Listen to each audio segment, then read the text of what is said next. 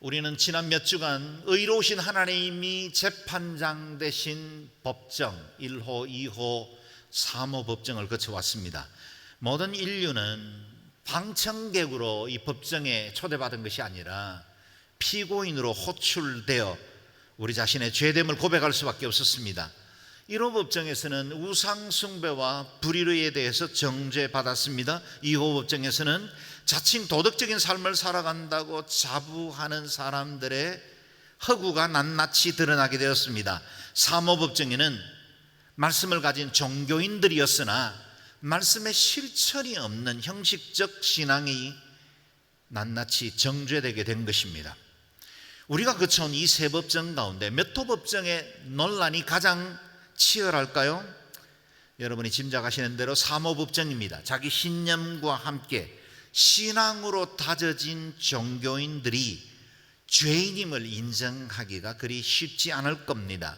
율법을 소유하고 할례를 표를 가졌던 유대인 역시 죄인일 수밖에 없는 이유를 다음 두 절에서 확인할 수 있었죠. 먼저 지난주일 본문 13절을 읽겠습니다. 시작. 하나님 앞에서는 율법을 듣는 사람이 의인이 아니라 오직 율법을 행하는 사람이 의롭다는 인정을 받을 것입니다. 아멘. 율법을 알고 있는 것보다 더욱더 중요한 것은 율법을 행하는 것이다. 말씀에 대해서 듣고 깨달은 것보다 더 중요한 것은 이 말씀대로 살아가는 것이다 라는 겁니다. 이어서 25절도 읽어봅니다. 시작. 그대가 율법을 행하면 할례는 가치가 있습니다. 그러나 그대가 율법을 어기면 그대의 할례는 무할례와 같습니다. 아멘. 유대인들이 의지하던 할례는 율법을 지킬 때만 효력이 있었다는 겁니다. 하나님이 주신 그 뜻과 계시, 그분의 의도를 잘 이해하고 있을 때만 이후에 이어지는 종교적인 모든 예전이나 의식들이 의미가 있다는 겁니다. 그러므로 혈통적 유대인이든 아니면 이방인이든 모든 사람들의 삶에 하나님의 선택을 받고 하나님의 자녀로 인정받기 위해서는 반드시 성령의 인치심을 받아야 한다고 말씀하셨습니다. 29절 말씀을 같이 읽겠습니다. 시작. 오히려 속사람이 유대 사람이라야 참 유대 사람이며 문자화된 율법에서가 아니라 성령으로 마음에 받은 할례가 참 할례입니다. 그 칭찬은 사람에게서가 아니라 하나님에게서 옵니다. 아멘.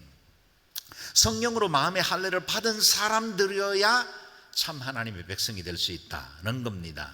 우리가 의롭다고 인정받는 것은 사람이 아니라 하나님이시죠. 하나님이 의롭다고 인정할 때만 우리는 의인이 됩니다. 칭의 받을 수 있습니다. 하나님께로부터 옵니다. 그래서 하나님께서 열어주신 길, 그 길이 복음이요, 그 길이 바로 예수 그리스도입니다. 예수 그리스도로 말미암아 온전한 의를 누릴 수 있습니다. 이같이 유대인 역시 죄인이라는 선언에 대해서 지극히 종교적이었던 삶을 살았던 유대인이 순순히 그 일을 수긍했겠습니까? 결코 그렇지 않았을 겁니다. 바울은 누구보다 유대인들의 생각과 종교적인 가치를 잘 알고 있었습니다. 그 자신도 유대인으로 성장했고 율법의 최고 학부라고 말하는 가말리엘 문화에서 율법을 공부하고 정통 바리새인이 된 사람입니다. 또한 바울은 회심한 이후에 각 지역에서 복음을 전할 때 가장 먼저 유대인들의 회당을 접촉점으로 삼아 복음을 전하기 시작해 왔습니다. 이와 같이 복음을 전하다 보니, 유대 배경을 잘 알다 보니 유대인들이 제기해 오는 반론이 무엇인지도 익히 잘 알고 있었습니다. 이미 복음 전도를 시작한 지 20년이 되었습니다. 수많은 유대인들의 항변을 들었을 겁니다. 그래서 유대인들이 복음에 대해서 어떤 문제로 저항하는지를 잘 알고 있는 그 바울이 3호 법정에서 유대인들이 제기할 수 있는 4가지 반론을 가상으로 설정하고 스스로 질문하고 스스로 응답함으로 그들의 반발 가능성을 차단합니다. 그것이 오늘 본문입니다. 첫 번째 반론과 답변이죠. 1절과 2절 말씀을 같이 읽겠습니다. 시작. 그러면 유대 사람이라고 해서 무슨 혜택이 있고 할례에는 무슨 가치가 있습니까? 여러모로 많습니다. 첫째는 그들이 하나님의 말씀을 맡았다는 것입니다. 그들이 제기할 수 있는 첫 번째 반론은, 만일 유대인들도 이방인들과 똑같이 죄인으로 취급을 받는다면 하나님이 선택하셨다는 그 사실, 그게 무슨 혜택과 가치가 있습니까? 라고 물을 수 있는 겁니다. 충분히 이의를 제기할 수 있는 문제죠. 아브라함 이후에 태어난 모든 유대인들은 태어나면서부터 선민, 선택받은 백성이 되었습니다. 그 표가 할례였죠. 이것은 그들의 자부심이었고 곧 정체성이기도 했습니다. 그러니 하나님의 심판은 자신들과는 상관없는 줄 알았습니다.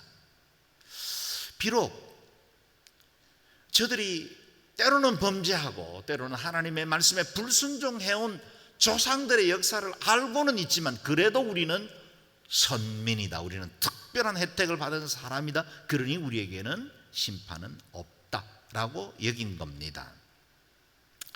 바울 역시 유대 사람이었으니 하나님의 선택을 받아 언약 백성이 된 것 자체를 부인하지 않습니다. 그리고 우리가 알고 있는 구약 성경의 내용들 대부분은 선택하신 유대 백성들이 얼마나 큰 복을 받았는지를 말해주고 있지요.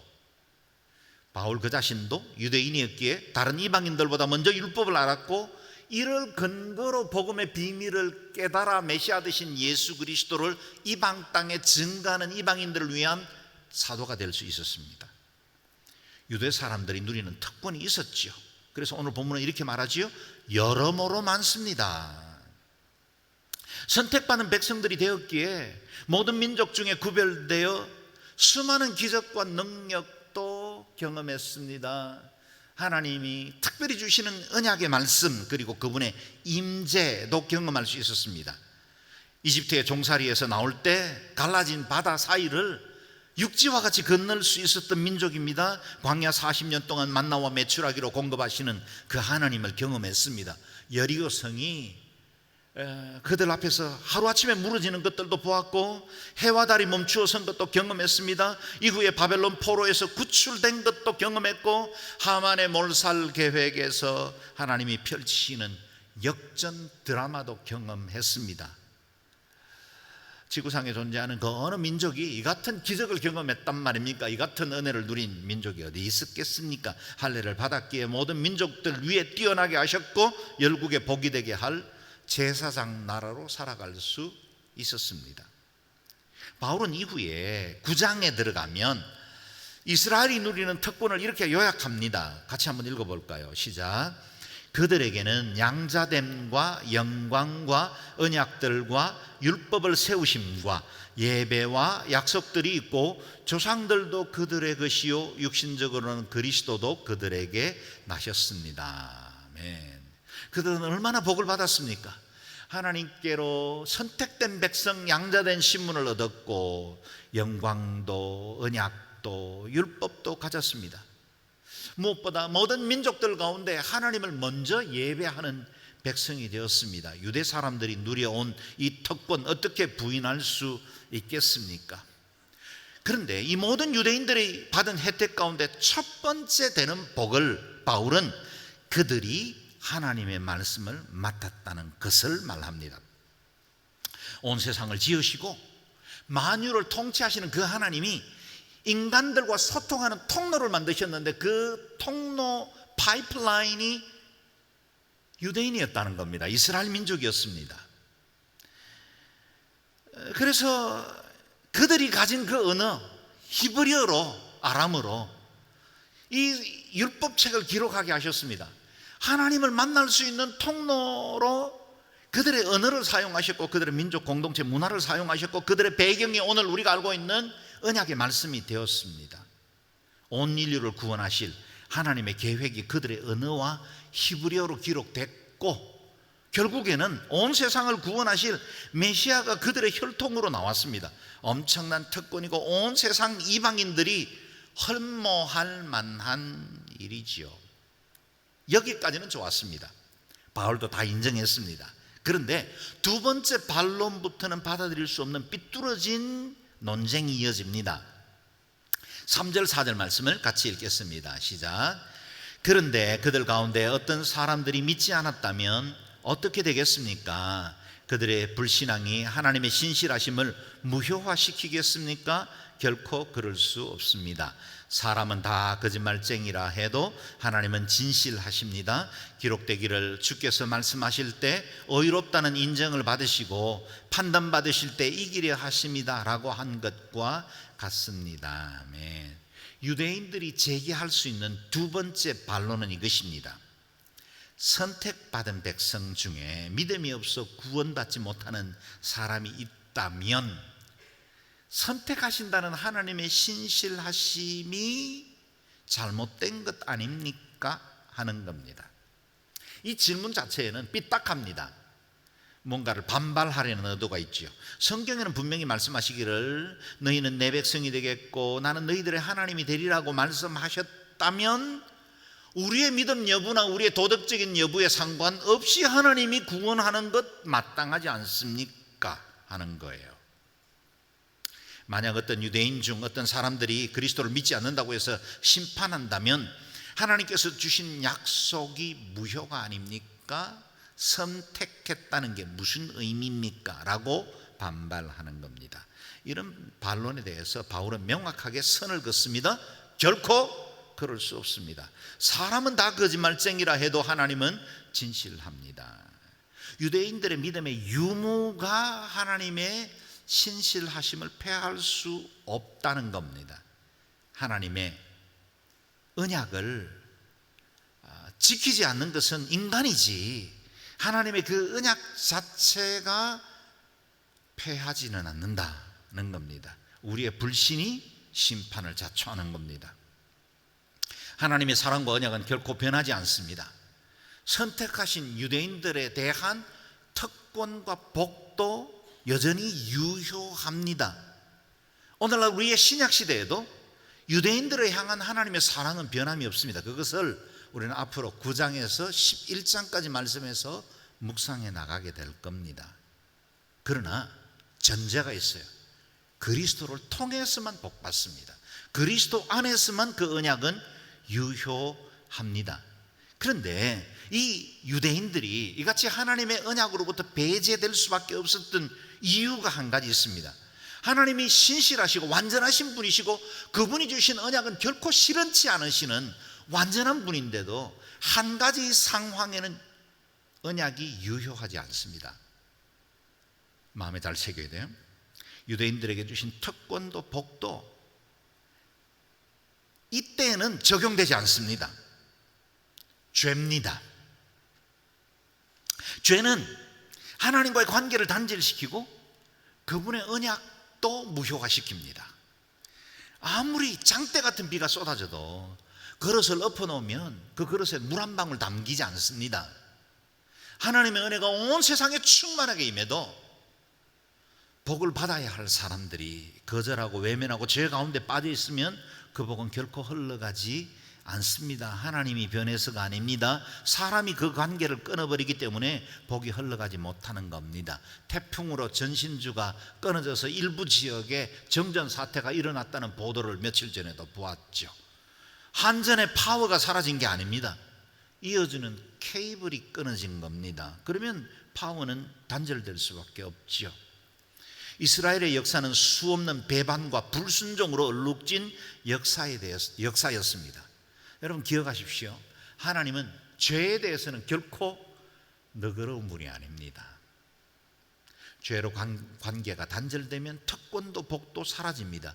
모세도 다윗조차도 이후에 이어지는 수많은 역대의 왕들도 하나님의 백성들도 죄지면 하나님은 무서울 정도로 심판하시고 경고하십니다. 그를 통해서 이스라엘 백성들을 회복시키기를 원하시는 겁니다. 그들이 뉘우치고 돌아오면 큰 인자와 긍휼로 받아주시고 그들을 무한한 사랑으로 받아주시지만 그들이 죄 가운데 빠져있는 동안에는 결코 그들을 용납하지 않습니다. 유대인의 특권과 할례의 가치도 범죄하는 순간 더 이상의 효력이 정지되었다는 겁니다.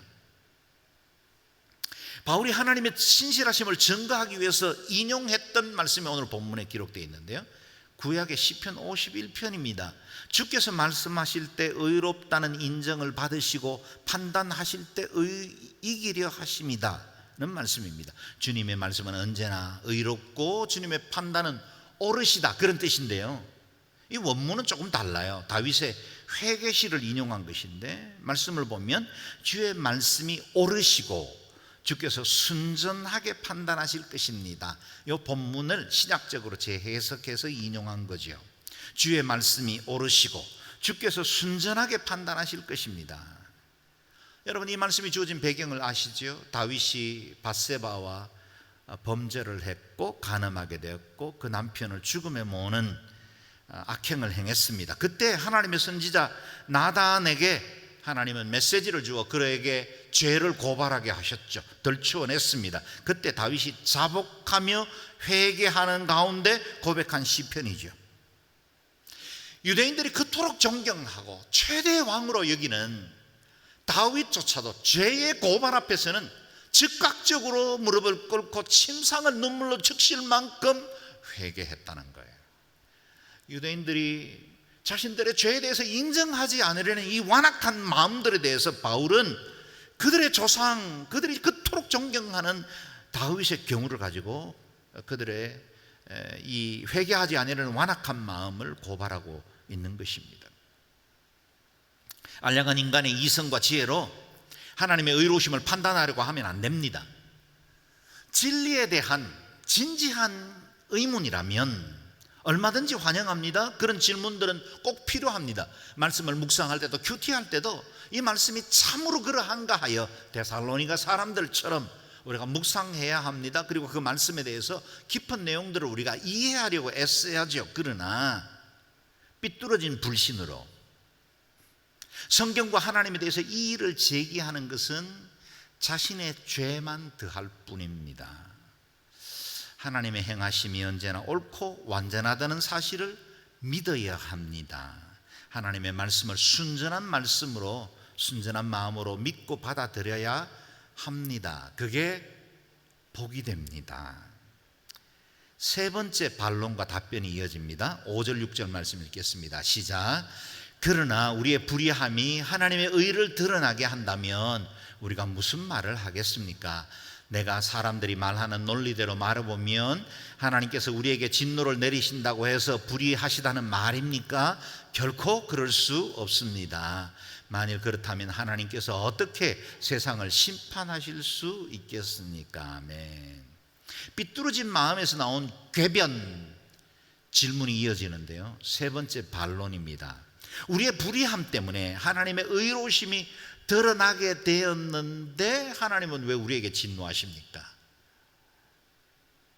여러분, 이 궤변도 이런 궤변이 없죠? 우리의 불의함 때문에 하나님의 의로우심이 드러났습니다. 우리의 죄가 더 크기 때문에 하나님의 그 선하심과 인자하심이 더 풍성해졌습니다. 그런데 왜 우리를 책망하시나요? 말이 됩니까? 사람들의 논리로 평가해도 말이 되지 않는 이런 억지를 유대인들이 부리고 있었다는 겁니다.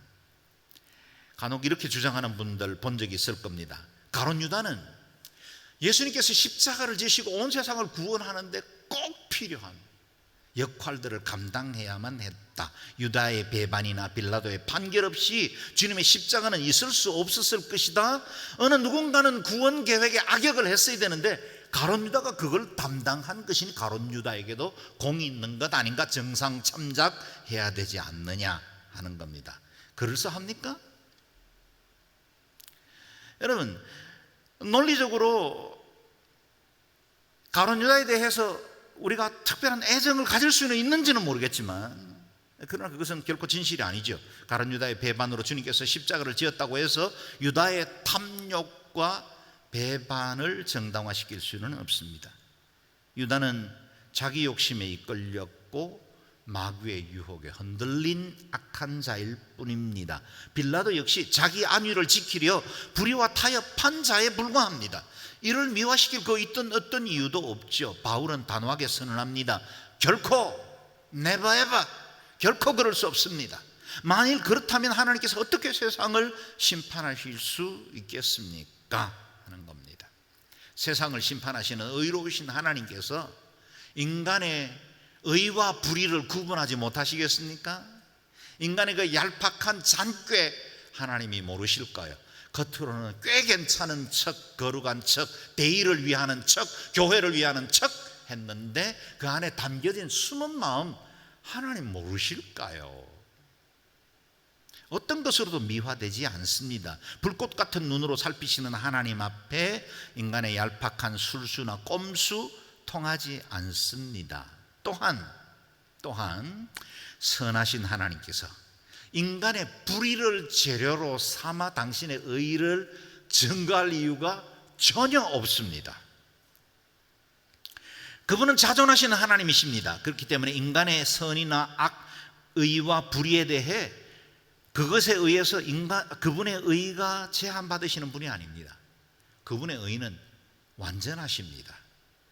우리가 배경이 돼서 그분의 의를 드러낼 일도 없습니다. 그래서 그분의 선하심이 더 완전하게 드러날까요? 그런 일은 존재하지 않습니다. 그분은 자존하시는 하나님, 나는 스스로 있는 자라 말씀하신 그 하나님이십니다.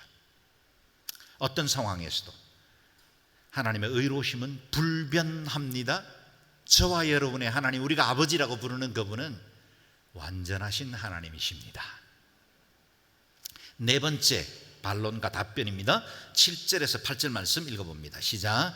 그러나 어떤 사람들은 반박할 것입니다. 내 거짓으로 인해 하나님의 진실하심이 더욱 풍성해져서 그분에게 영광이 됐다면 왜 내가 여전히 죄인으로 심판을 받느냐, 그리고 선을 이루기 위해 악을 행하자라고 하지 않겠습니까? 어떤 사람들은 우리가 그렇게 말한다고 비방하니 그런 사람들은 심판을 받아 마땅합니다. 대단한 논리죠. 세 번째 논박에서 할 말을 잃어버린 자가 네 번째 논박으로 이어졌는데 더 말도 안 되는 궤변을 늘어놓는 겁니다. 네 번째 반론은 이렇습니다. 나의 거짓으로 인해서 하나님의 진실하심이 풍성하게 드러나게 되었으니 내가 죄인으로 심판받는 것은 옳지 않다. 말이 안 되는 억지인데 당시 유대 종교인들의 생각은 그만큼 꼬일 대로 꼬여 복음을 받아들이지 아니하려는 강팍한 마음을 가지고 있었습니다. 여러분, 어떤 사실들 가지고 때로 우리 개인적인 만남에서도 논쟁을 할 때가 있잖아요. 그때 논쟁이 점점 깊어지다 보면 때로는 자기 자존심 때문에 억지를 부릴 때가 많습니다.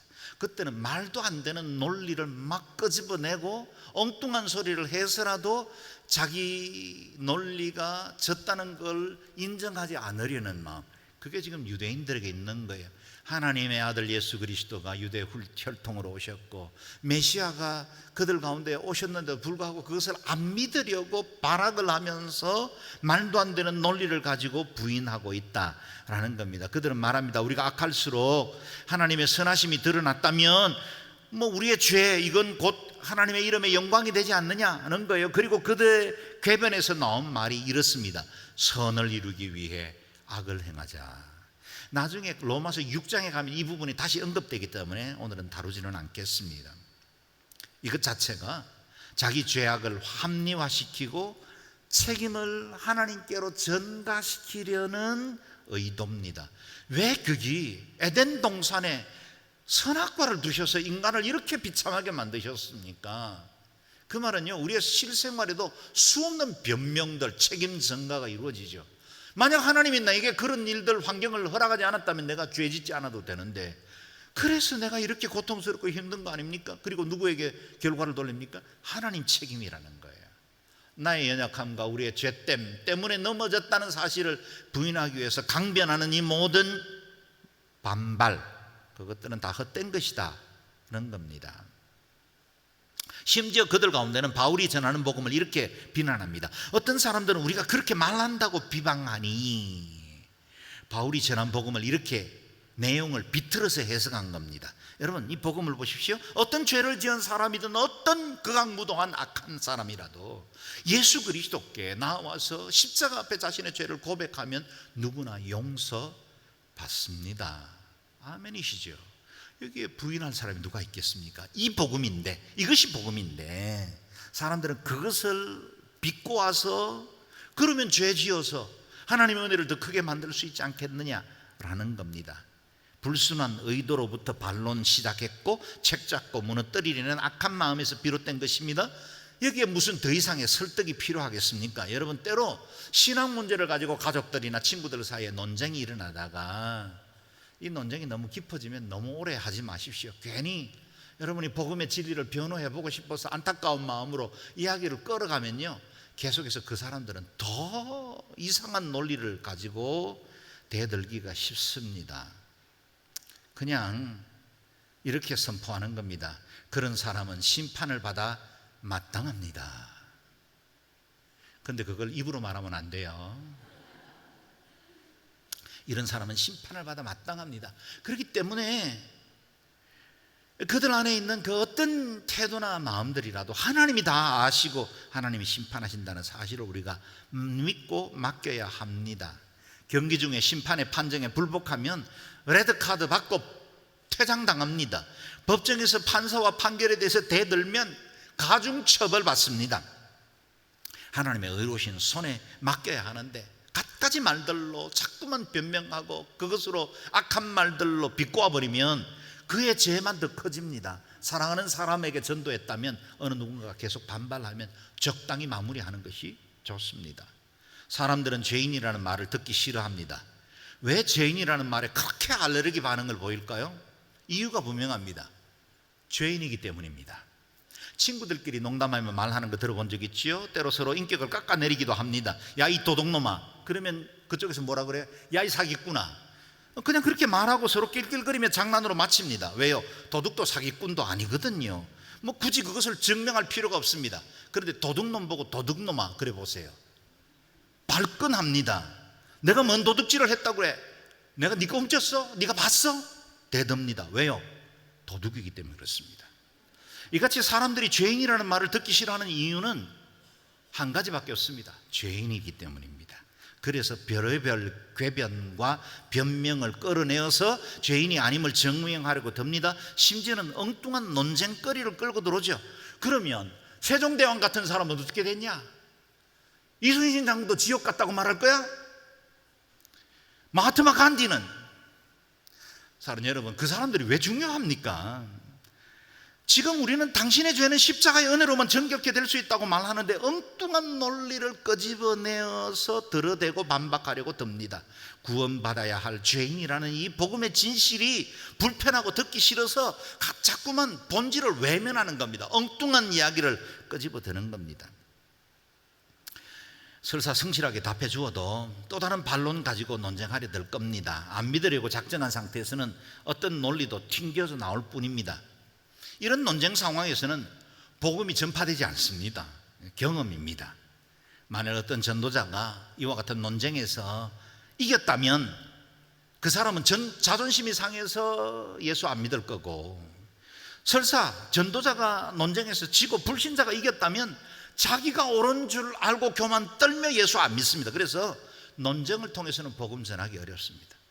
말씀을 전하고 사랑의 마음으로 권면하되 논쟁 상황으로 가면 오늘 이야기는 여기까지. 제가 기도할게요. 마음 아직 열리지 않았네요. 제가 기도하면 언젠가 하나님 마음 열어주실 거예요. 그냥 그 정도로 이야기하고 마무리하는 것이 좋습니다.